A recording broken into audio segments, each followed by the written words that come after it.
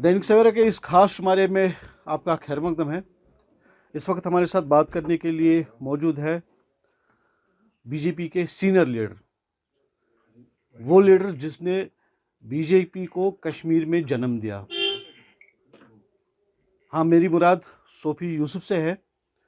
Sophie Yusuf BJP के वाहिद एक ऐसे लीडर हैं जिसने बीजेपी को कश्मीर में लाया और तब से बीजेपी का हाथ थामे हुए हैं।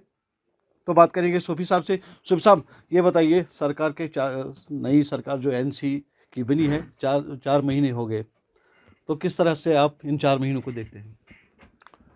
देखिए, लोगों ने उनको चुना है और मुझे उम्मीद है कि वो लोगों के उस मेहनत के ऊपर, जिन लोगों ने उनके ऊपर जो विश्वास किया है, भरोसा किया है, तो उस पर उमर साहब खरा उतरेंगे। अभी 2-3 महीने हो गए हैं, तो मुझे लगता है कि आने वाले समय में उमर साहब की एक बड़ी अच्छी एक्सपीरियंस है।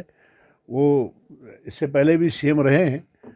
तो अलबत्ता इतना है कि यहाँ यूटी है, यहाँ लेफ्टिनेंट गवर्नर साहब जो है, जिस तरह आप देखेंगे बहुत सारी यूटीज़ हैं हमारे देश में, तो वहाँ उमर साहब को और एलजी साहब को मुझे लगता है कि उनको साथ साथ एक ही मकसद के लिए लड़ना होगा, लोगों के विकास के लिए, लोगों के तरक्की के लिए। अगर उमर साहब ने वादा दिया है लोगों को कि जो उसके मैनिफेस्टो में था, तो जो उन्होंने मैनिफेस्टो में लोगों को कहा था, तो मुझे लगता है कि उसको पूरा करने की बड़ी अशद ज़रूरत है।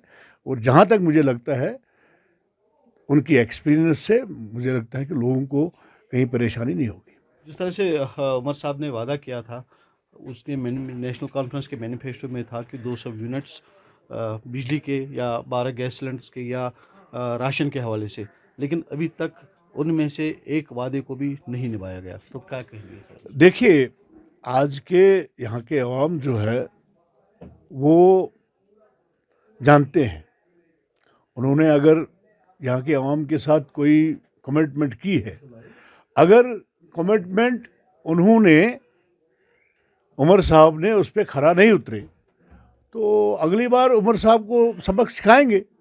बट मैं चाहता हूँ कि अगर एक्सपेक्टेशन है लोगों को, जिस तरह लोगों को बेतहाशा लोगों ने वोट दिए नेशनल कॉन्फ्रेंस को, तो उनका उसका सिला मिलना चाहिए ना। अगर आप ही कहते हैं कि 12 सिलेंडर वो साल में उन्होंने कहा कि फ्री दे देंगे, तो देने चाहिए। अगर उन्होंने कहा कि 1 लाख नौकरी लगा लूँगा, तो कहाँ है वो नौकरियाँ? तो मुझे लगता है कि ये अपने फूफा के लिए, जिसको हम कहें, क्योंकि इनको सिर्फ अपने इक़्तिदार के भूखे हैं। और आज लोग, मुझे लगता है कि आप देखिए, कल मैं यहाँ आया 1 महीने के बाद, हज़ारों की तादाद में यहाँ लोग आए। सारे लोग वायलेंट है, परेशान है कि जो भी कोई हमारा कंसर्न एमएलए है, वो हमारा वहाँ पे हमारी सुनवाई नहीं होती है। तो लोग खुद ब खुद जानते हैं। मुझे लगता है कि लोगों को आज कल के वो लोग नहीं है कि जो करेगा वही करेगा, बाप करेगा लोलो, आज वो नहीं है। आज तो सोफी साहब, खबरें गश्त कर रही है मार्केट में कि नेशनल कॉन्फ्रेंस और बीजेपी एक होने वाली है। अरे नहीं, सवाल ही नहीं, ये झूठ है। उनका पूरा बहुमत है ना, नेशनल कॉन्फ्रेंस का फुल मेजॉरिटी है, लोगों ने उनको चुना है। तो उनको कोई हम छेड़छाड़ नहीं करेंगे। हम अपोजिशन में हैं और हमारे लीडर ऑफ अपोजिशन जो हमारे सुनील शर्मा जी हैं, हम अपनी बात रखेंगे। अपोजिशन का काम जो होता है, खबरें गश्त कर रही हैं कि एक होने वाली है। ये रूमर्स हैं। अलबत्ता नेशनल कॉन्फ्रेंस के साथ हमारा कोई गठजोड़ होने वाला नहीं है।